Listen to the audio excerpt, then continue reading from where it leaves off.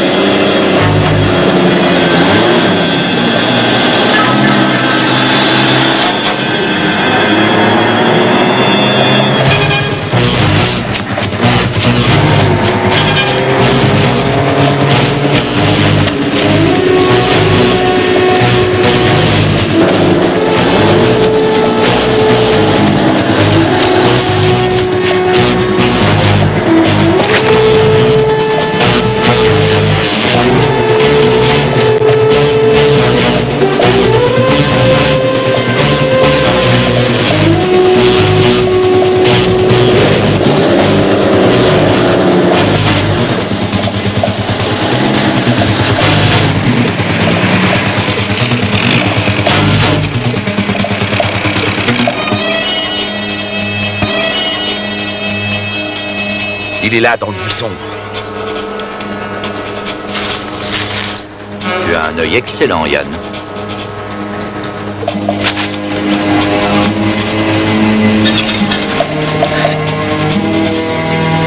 J'espérais que M. Adams serait plus malin que ça.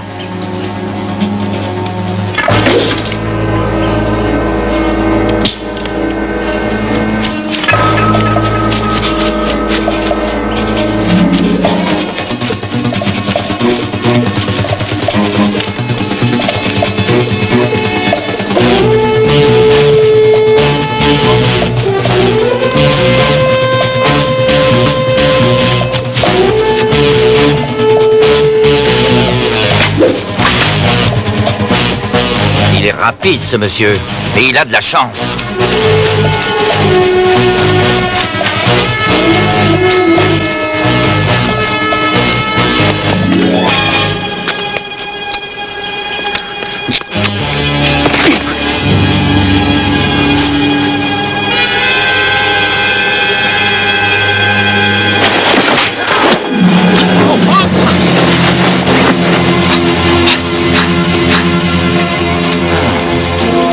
Vous êtes vraiment excellent, meilleur que les précédents.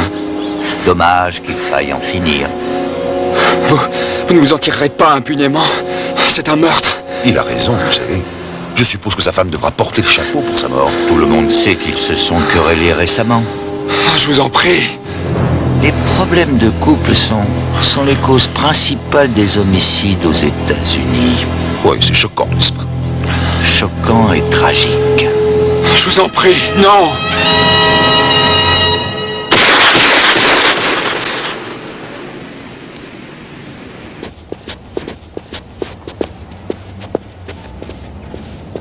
On joue au tennis ou non? Justement, si on s'échauffait un peu. Pour faire quoi? Eh bien, je pensais que peut-être on pourrait s'entraîner. Je vois que vous avez un cours réservé juste pour nous.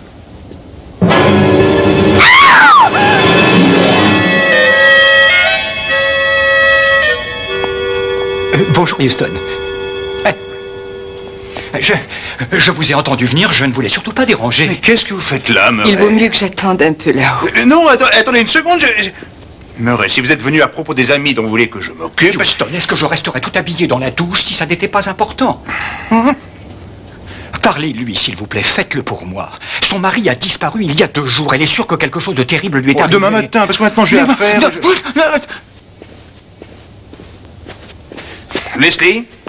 Maîtrise, où est-ce qu'elle est? Elle est rentrée.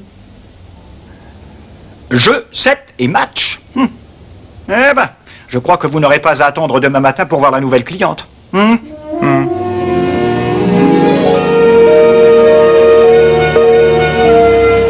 Elle s'appelle Didi Adams. C'était l'une des meilleures joueuses de tennis à l'université. On n'entend pas beaucoup parler d'elle. Ah, des problèmes de genoux l'ont forcé à s'arrêter. Maintenant, elle est manager pour Athlète Pro. Son mari rapporte du fric, William Adams.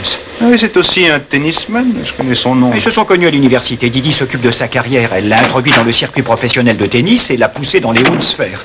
Il a remporté 1 ou 2 tournois récemment et les choses avaient l'air de bien partir. Puis il y a 2 jours, il a disparu.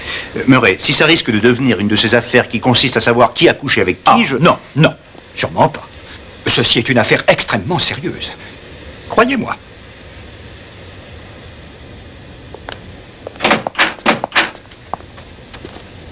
Je comprends quel est l'enjeu. Je ne suis pas seulement la femme de Billy, je suis aussi son agent. Oui, nous étions d'accord pour que Bill participe à ce tournoi, mais... Vous avez déjà joué au tennis avec un tendon claqué. Eh bien, vous devriez essayer, vous verriez.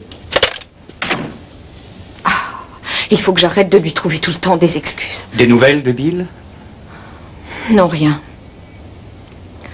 C'est un vrai gamin. Si on ne le surveille pas, il se fourre dans des ennuis pas possibles. Avec un homme qui joue aussi bien au tennis que lui, on pourrait croire sa vie aussi bien réglée que ses revers. Oh, Murray, où est-il? Tout va très bien se passer. Didi, j'ai amené un ami. Je suis désolée. Vous êtes le détective Houston? Exact, je suis très heureux. Avez-vous parlé à la police de tout ça? Oh oui, j'ai rempli des tas de formulaires. Nom, âge, signalement, quand je l'ai vu pour la dernière fois. Mais vous savez combien de personnes disparues ils cherchent pour un temps donné? Le policier du bureau m'a montré un dossier épais de 10 cm. Didi, il faut que je vous pose une question. Êtes-vous sûr que votre mari n'a pas choisi de partir? Sûrement pas. La police m'a posé la même question, mais enfin quoi? Tout le monde croit qu'il m'a laissé tomber.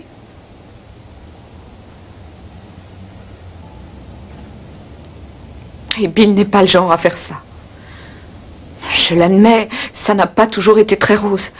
Mon affaire n'est guère florissante. Mais les choses commençaient vraiment à nous sourire. Bill a remporté la Coupe McCormick d'il y a 15 jours. Et je commençais à intéresser des sponsors importants. Est-ce que vous m'aiderez? Je ne peux rien promettre. Je sais. D'accord. Nous allons conserver cette photographie. Oui, et je vais tâcher de voir si je peux trouver un indice. Et puis Houston va avoir besoin d'une liste de ceux qui pourraient... oui, bon, compris.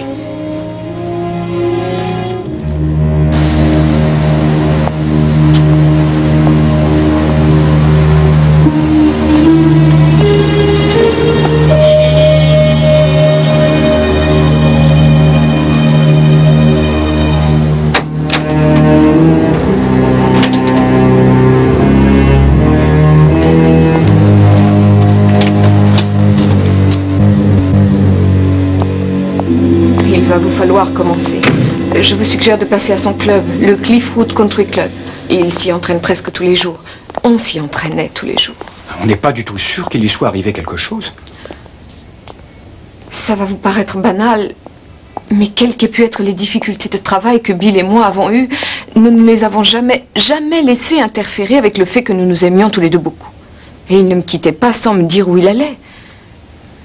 Si quelqu'un peut le trouver, c'est Houston.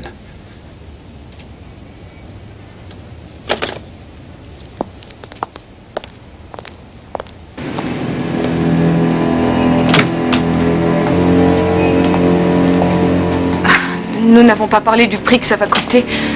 Je ne peux pas dire que je roule sur l'or pour l'instant. Eh bien, retrouvons-le d'abord et ne vous inquiétez pas pour ça. Est-ce que ça va aller? Oui, je crois que oui. Merci. Murray, merci. Hé, mais qu'est-ce que vous faites? C'est ma voiture!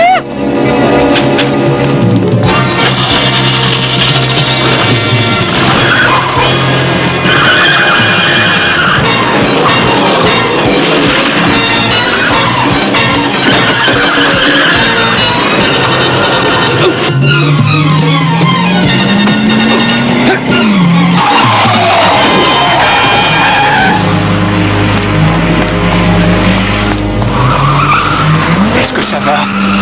Oui, je crois.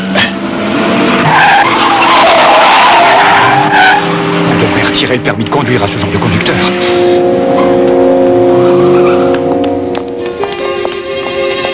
Didier, qu'est-ce qui se passe?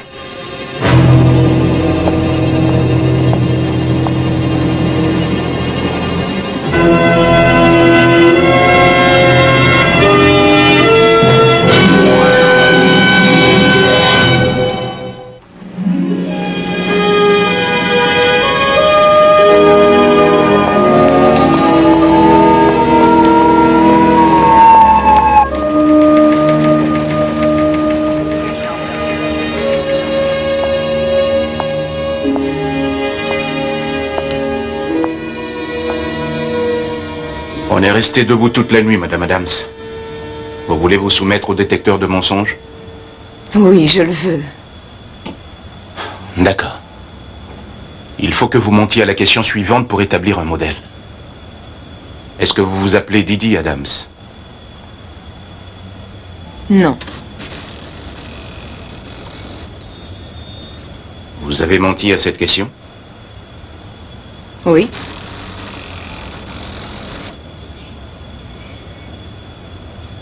Avez-vous tué votre mari? Je vous dis que non.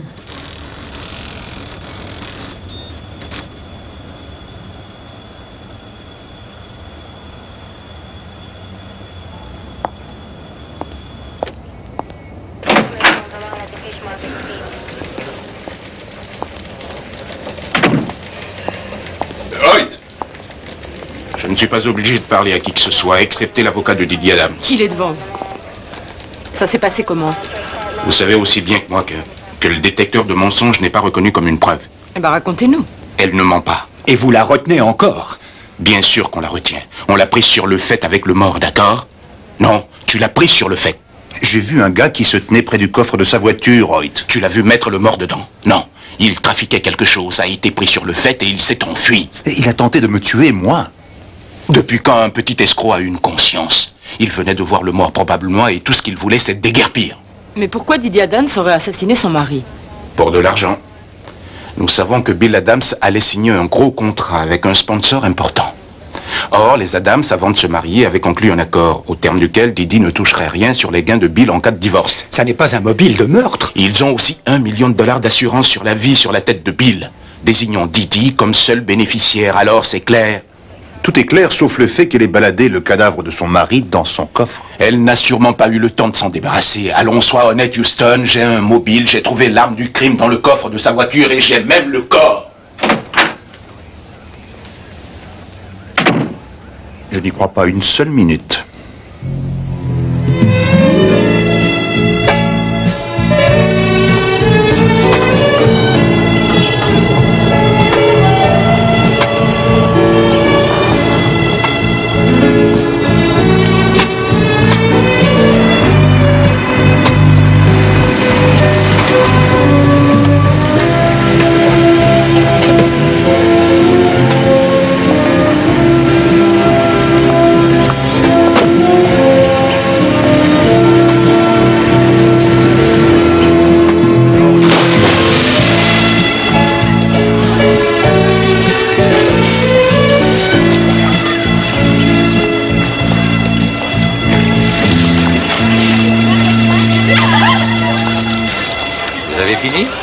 J'ai bien fait 10 longueurs de bassin déjà. Je voulais juste m'assurer que mon médaillé d'or était en grande forme. Non, vous en faites pas, monsieur McCormick. Vous n'avez pas oublié que nous déjeunons ensemble demain? Non, non, j'en suis ravi. Ça va être très intéressant. Très intéressant. Oui. Excusez-moi. Salut.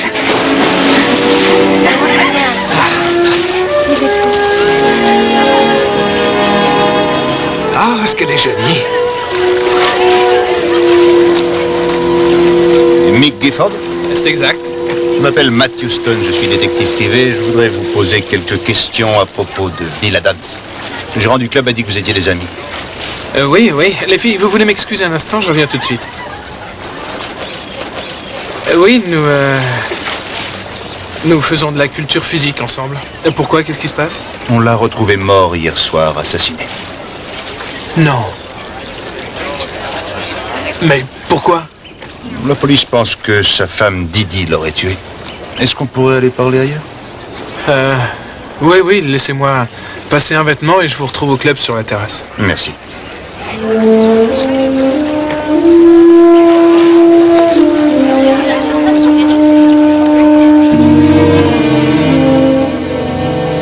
Je ne suis pas surpris qu'on soupçonne Didi. Est-ce qu'ils avaient des problèmes? Est-ce que le pape est catholique? Avait des problèmes de couple? Des problèmes de couple causés par des problèmes professionnels. Bill pensait que Didi ne l'encourageait pas. Ah, il vous a dit ça? Il n'a pas eu à le dire. Une fois, il est venu ici tout excité à propos d'un gros contrat sponsorisé qu'il s'apprêtait à signer. Le lendemain, j'ai voulu savoir où il en était. Il a juste haussé les épaules et il m'a dit... Il a dit que Didi n'était pas d'accord. Je voyais bien qu'il n'avait pas avalé la pilule. Il le voulait vraiment, ce contrat. Je croyais que l'important dans le sport, c'était de participer. Vous savez, notre carrière est courte. Terminée avant qu'on ait 30 ans. Il faut gagner du fric quand on peut et comme on peut. J'essaie de faire la même chose. Et c'est lui, votre mine d'or?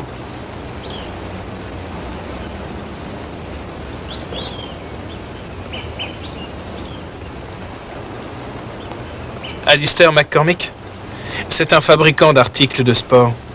Comme j'ai gagné 2 médailles d'or, je n'ai plus qu'à mettre mon nom au bas des contrats et à laisser le pognon tomber à flot. Et McCormick, est-ce le même qui a sponsorisé le dernier tournoi que Bill Adams avait remporté? C'est exact. Il sponsorise des tas de choses. Dites-moi un peu, Oui? vous ne sauriez pas par hasard si c'est lui qui voulait signer un contrat avec Bill? Bill refusait d'en parler. Il avait peur que ça fasse tout foirer. Peur que ça lui porte malheur.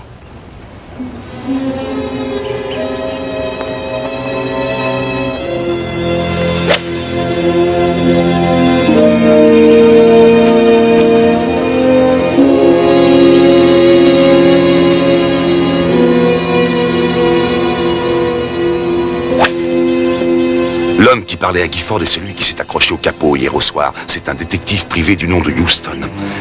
Il est censé être engagé par Madame William Adams.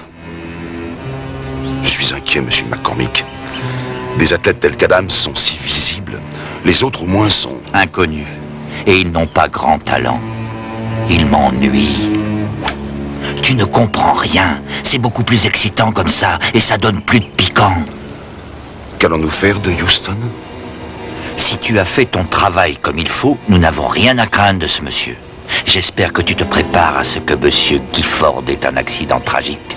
On a dit aux domestiques qu'ils prennent leur journée. Et tu vas te débarrasser du corps de façon très ingénieuse.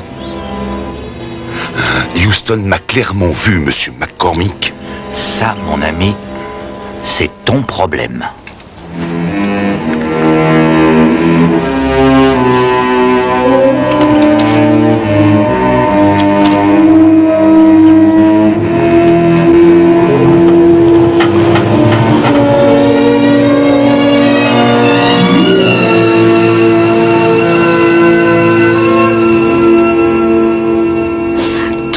Est si stupide, vraiment. Bill aurait signé tous les contrats d'exclusivité qu'on lui fourrait sous le nez. Moi, j'attendais le bon moment pour obtenir la meilleure offre. Alistair McCormick gère l'une des firmes qui voulait faire signer Bill, c'est ça? Oui. C'est là le point crucial de toute notre dispute. McCormick avait fait une offre ridicule qui était très loin de celle que j'avais déjà refusée. Bill était si impatient. Il voulait le vedettariat immédiat, il voulait la célébrité. Houston, où tu veux en venir? Je suis pas sûr, mais il me semble que chaque fois que je fais un pas en avant, c'est le nom de McCormick qui apparaît. Oncle Roy travaille dessus en ce moment sur bébé. Tu devrais voir si tu ne pourrais pas reporter à plus tard sa mise en accusation. Je croyais qu'Oncle Roy avait travaillé pendant 2 nuits d'affilée sur une affaire pour de vieux copains de l'agence. J'avais oublié. Il ne peut pas être plus fatigué que nous tous ici.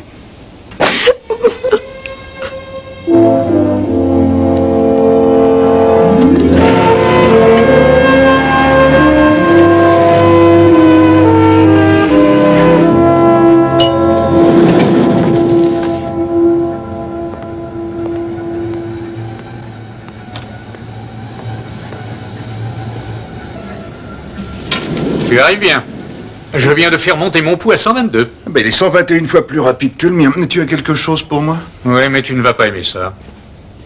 Bébé doit être aussi épuisé que tu parais l'être. Il n'a strictement voulu donner que l'essentiel sur McCormick. Des rapports confidentiels.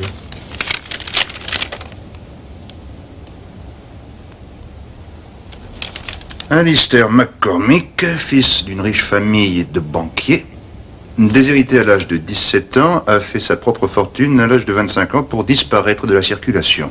Il a refait surface 3 ans plus tard pour reprendre ses affaires. Et maintenant, il possède le plus grand empire d'articles de sport dans le monde. Voilà, et c'est ça qui m'a mis la puce à l'oreille. Heureusement, j'étais avec Roy quand vous l'avez appelé et j'ai décidé de mettre en service le vieil esprit humain une fois de plus. Et je sais où il est passé pendant ces 3 années mystérieuses.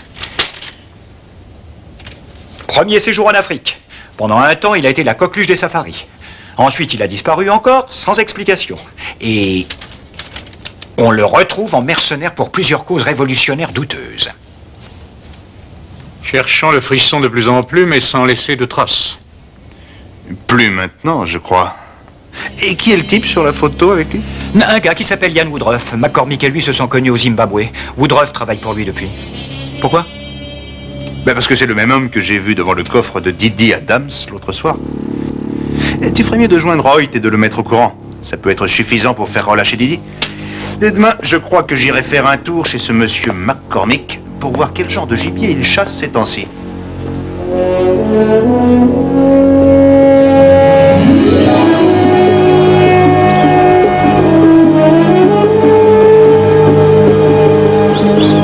$75 000 par an. C'est beaucoup d'argent juste pour porter des maillots de bain? Oh, pas du tout. Vous êtes un champion dans votre domaine. J'apprécie les gens comme vous. C'est parce que j'aime à me battre aussi. Oui, dans le monde des affaires. Je m'intéresse à d'autres choses aussi. Tenez par exemple la chasse. Vous aimez la chasse? Non, j'ai jamais essayé. C'est vivifiant comme sport. L'homme contre la nature. Le problème, c'est que après quelque temps, ça devient de la routine. Ça devient ennuyeux. Il y a donc très peu de temps de ça, j'ai décidé de chercher une nouvelle forme de proie. Intelligente et hautement compétitive. Comme vous. Oui.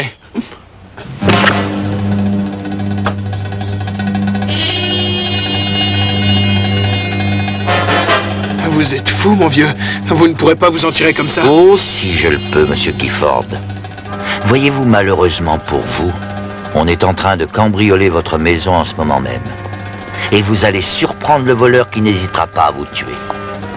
Une fin tragique pour une très très brillante carrière. Vous n'oserez pas. Essayons de discuter, d'accord? Essayons de... La chasse commence dans 5 minutes, monsieur Gifford. Je me dépêcherai si j'étais vous.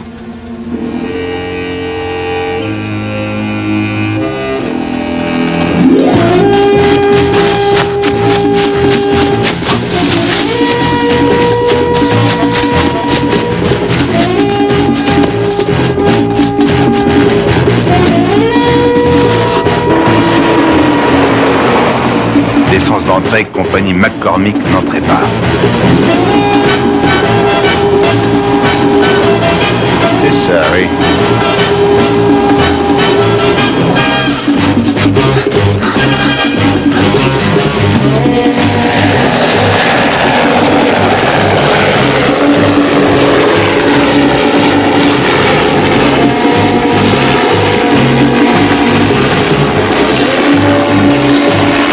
Le gibier est lâché et il cherche où aller. Il semble rapide et il a du cran. Il se dirige vers les arbres. Il va falloir l'en empêcher.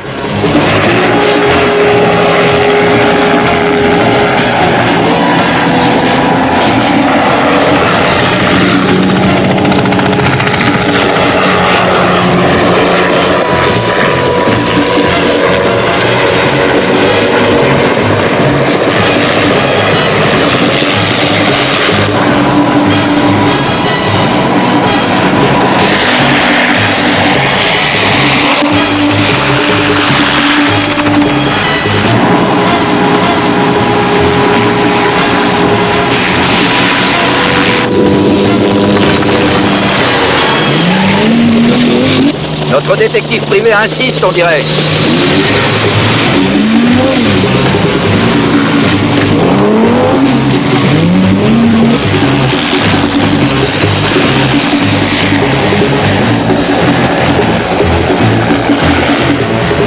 Je crois qu'on a perdu notre proie.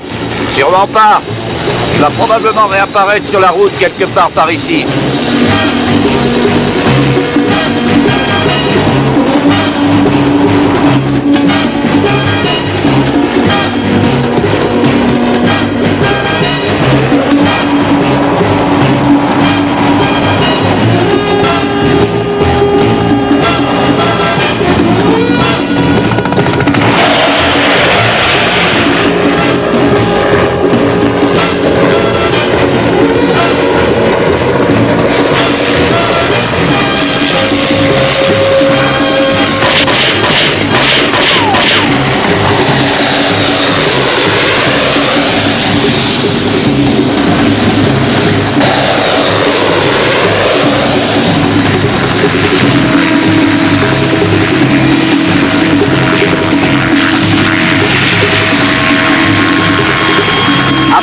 Pour Monsieur Houston.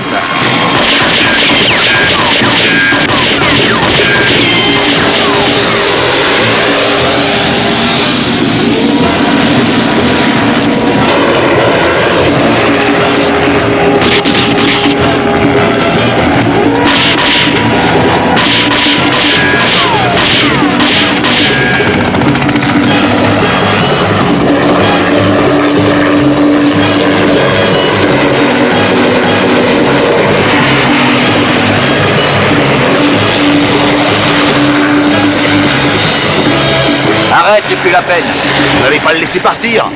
Je l'ai bien appâté pour le piéger. Tu sais que Monsieur Houston pourrait être un gibier de qualité. Mais il a vu ce qui s'est passé, il ira le dire à la police. Il a vu ce qui s'est passé, mais il ne nous a pas vus, nous. Il n'a pas pu du tout voir notre visage. La police ne peut rien faire. Vous croyez que Houston reviendra? J'en suis sûr. Et quand il reviendra, je serai prêt à le recevoir.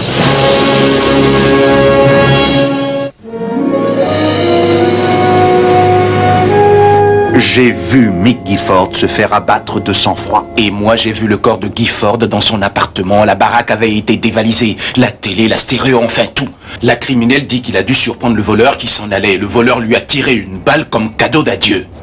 Enfin, est-ce que tu ne vois pas qu'il fait la même chose une fois de plus? Il ne fait que brouiller les pistes. Entre nous, Houston, je te crois, tu sais. Mais il me faut une preuve.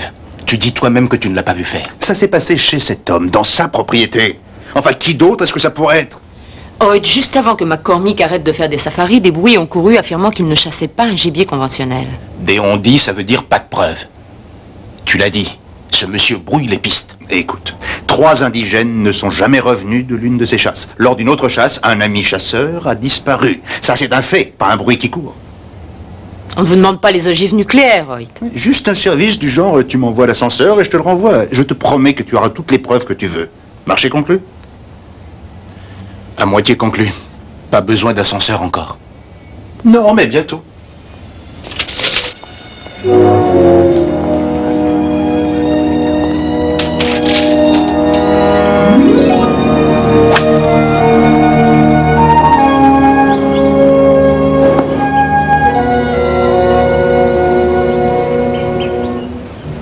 Pas de chance, Al. Tu me concèdes la partie? Ne sois pas stupide.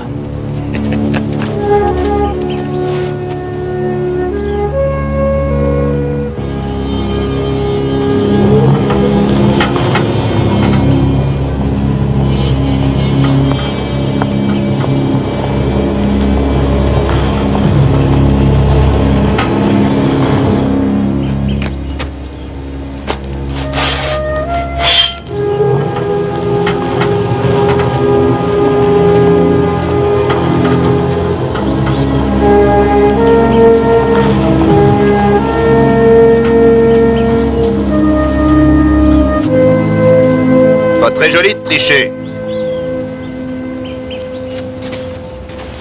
Monsieur Houston, je présume, vous n'avez rien de mieux à faire que de chercher des gens qui manquent à certaines règles du golf? Je vous promets de ne rien dire. Voyez-vous, je cherche surtout un tueur avec une extrême haine pour les athlètes. Ah, vous faites allusion à ce joueur de tennis. Il s'appelait comment? Adams. C'était le premier. Mick Gifford était le second. Vous vous souvenez de lui? Vous étiez sur le point de le sponsoriser. Oui, j'ai appris sa mort à la radio. Tragique. Ah, nous vivons une époque violente. Où les assassins font la loi. Vous lancez des accusations, monsieur Houston. Et c'est pour ça que la femme de ce tennisman vous a engagé? Pour faire porter le chapeau à quelqu'un d'autre qu'elle? La police vient de la relâcher. Elle m'a engagé pour trouver le tueur et je pense que je l'ai trouvé. Eh bien, tant mieux pour vous.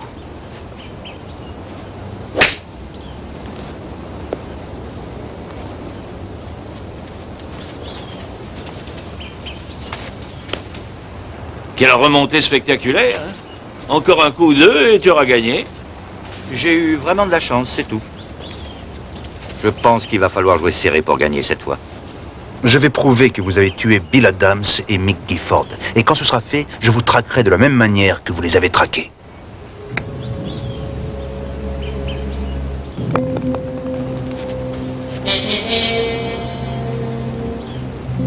Bien que vous soyez dans l'erreur, j'aime votre style, monsieur Houston. J'ai quelques amis intimes qui viennent boire un verre à 6 heures ce soir. En tenue de soirée, bien sûr. J'aimerais que vous veniez. Peut-être pourrais-je vous convaincre que vous êtes sur une fausse piste. Beaucoup trop de monde pour une affaire aussi personnelle. Je vous donnerai du temps. Je vous le promets. Très bien, alors à 6 heures.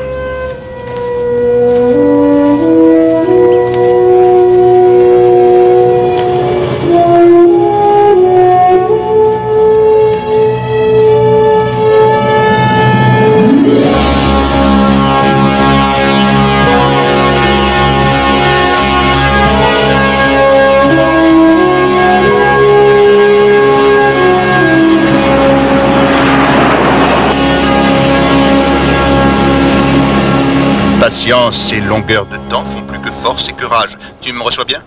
5 sur 5. Mais je vais me détester demain pour ça. Non, dès demain, tu vas devoir présenter à tes supérieurs une bande sur laquelle Alistair McCormick aura avoué les meurtres de Bill Adams et Mick Gifford. Tu vas devenir leur inspecteur vedette. Pas si McCormick devient un triple meurtrier pendant que je suis assis dans ma voiture. Oh, tu te fais trop de Bill. Tu t'en ferais si je rigolais. Fais attention à ce que tu dis, Matlock, pour que ton hôte n'ait pas envie de te servir en hors d'œuvre. Et qu'est-il arrivé à vos amis intimes? Bon, il y a eu un léger malentendu. Mais ils seront là demain. Ce qui nous donne au moins le temps de discuter de cette affaire ô combien délicate que vous vous entêtez à poursuivre. À savoir que vous m'accusez de meurtre. Commençons-nous par une botte ou une parade? Ce n'est pas un jeu. La vie est un jeu, monsieur Houston. Un jeu où il y a très peu de gagnants, comme vous ou moi. Je ne crois pas qu'on soit dans la même équipe. Non, peut-être pas. J'ai une plus grande passion pour le pouvoir. La capacité d'être en mesure de donner et de prendre. Une vie humaine, par exemple? Prendre une vie humaine, monsieur, est l'affirmation absolue du pouvoir. Pour moi, c'est un meurtre commis de sang-froid. Darwin appelle ça la survivance du plus apte. Ce monsieur est un fou délirant. Si Matt continue à le faire parler, nous aurons toutes les preuves. Les plus aptes étant de beaux athlètes que vous attirez chez vous en leur promettant votre sponsorisation s'ils présentent vos produits. Apparemment, vous ne serez pas satisfait avant que j'avoue avoir traqué et tué monsieur Adams et monsieur Gifford. Je me trompe? Oh, mais pour mes seules oreilles.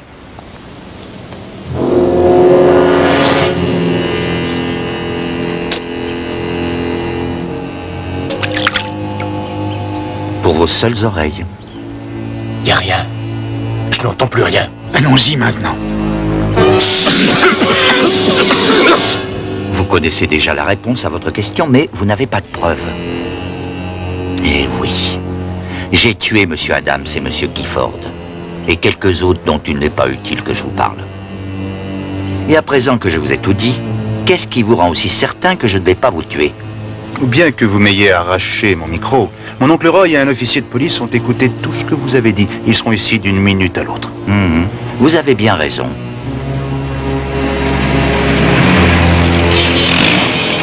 Comme vous pouvez le voir, j'ai déjà réglé cette question.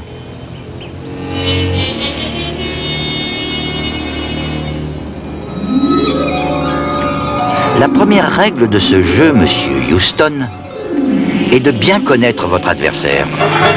La seconde règle, ne jamais manger ce que votre hôte ne mange pas. C'est une spécialité de la maison. Garantie pour vous procurer une pleine nuit de sommeil. Vous en aurez besoin, car très tôt demain matin, nous allons jouer, vous et moi, à mon jeu préféré. Faites de beaux rêves, monsieur Houston.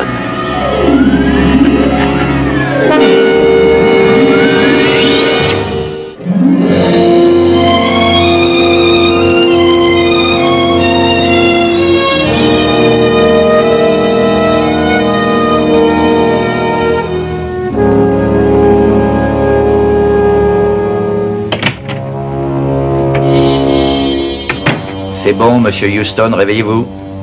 Je vous suggère de passer ces vêtements. J'imagine que ceux que vous portez ne vont pas être très pratiques. Qu'avez-vous fait de Hoyt et de mon oncle? Oyan prend grand soin d'eux. Et pourquoi est-ce que vous ne les laissez pas aller? Vous ferez ce que vous voudrez de moi. Mais je veux déjà faire ce que je veux de vous. 10 minutes. C'est suffisant comme avance. Qu'est-ce que c'est censé vouloir dire? Vous êtes venu ici chercher un tueur? Et j'en ai trouvé un. À moins de vous échapper d'ici, vous n'aurez pas l'occasion de le prouver à qui que ce soit. Pour vous montrer que je suis fair-play, je vais vous accorder ceci. Si vous arrivez à sortir de cette propriété encore en vie, j'avouerai tous les assassinats. Je laisserai même votre oncle et l'inspecteur libre de s'en aller. Et si je ne réussis pas? Ah, mais alors, je vous ajouterai à ma collection de trophées. Et je placerai vos compagnons tout à côté de vous.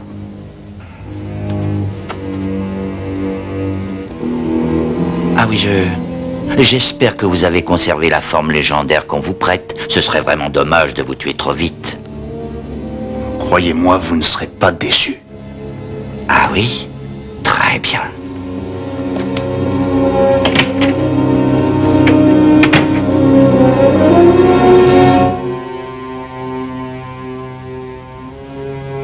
Ma tête est comme dans un étau.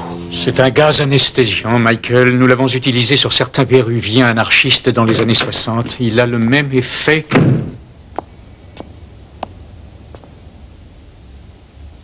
Ah, vous êtes réveillé. Vous auriez dû nous tuer quand vous le pouviez. Vous n'êtes pas en mesure de faire des menaces, vous savez. Qu'est-ce que vous comptez faire de nous maintenant? Ça dépend de ce que votre neveu fera avec Monsieur McCormick.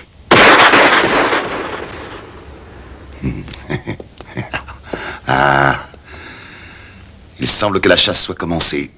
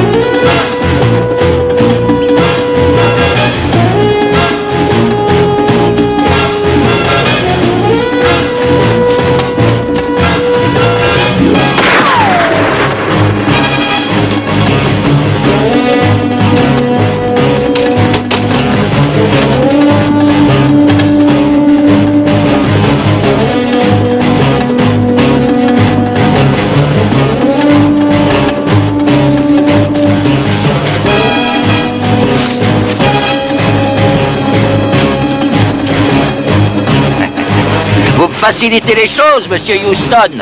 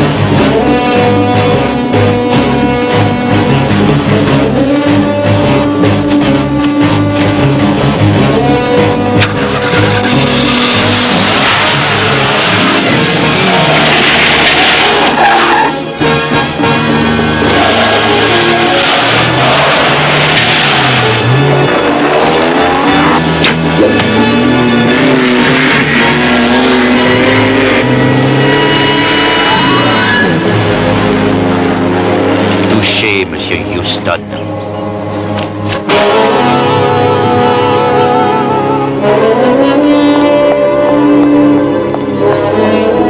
Houston s'est enfui. Il faut nous en aller. Et les deux autres dans le cellier? Laisse, je m'en occupe personnellement. Fais tes valises.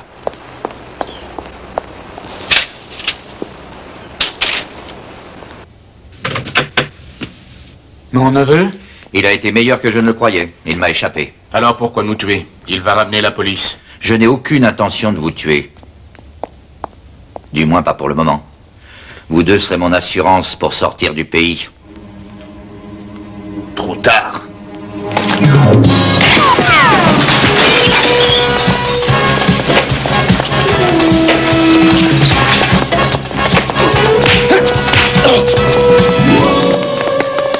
Matlock!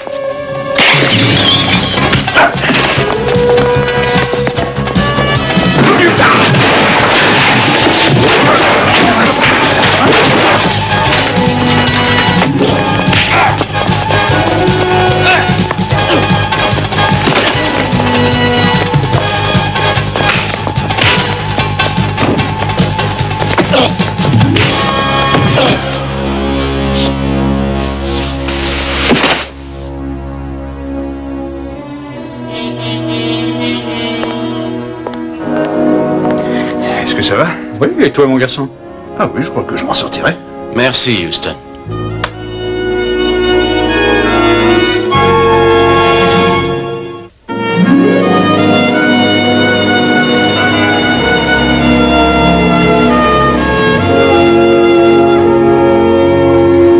Tu es sûr que nous pouvons faire ça? Relax. Houston s'en fiche. Il m'a toujours dit ceci, Murray, ce qui est à moi est à vous. C'est très sympa de sa part. Ah, c'est un homme qui a un grand cœur. D'accord. Tu vas chercher les serviettes et je fais couler l'eau.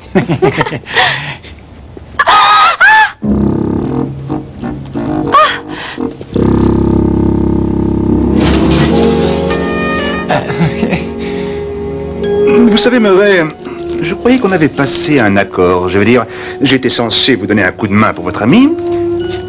Vous étiez censé m'aider à faire la déclaration d'impôt, Murray.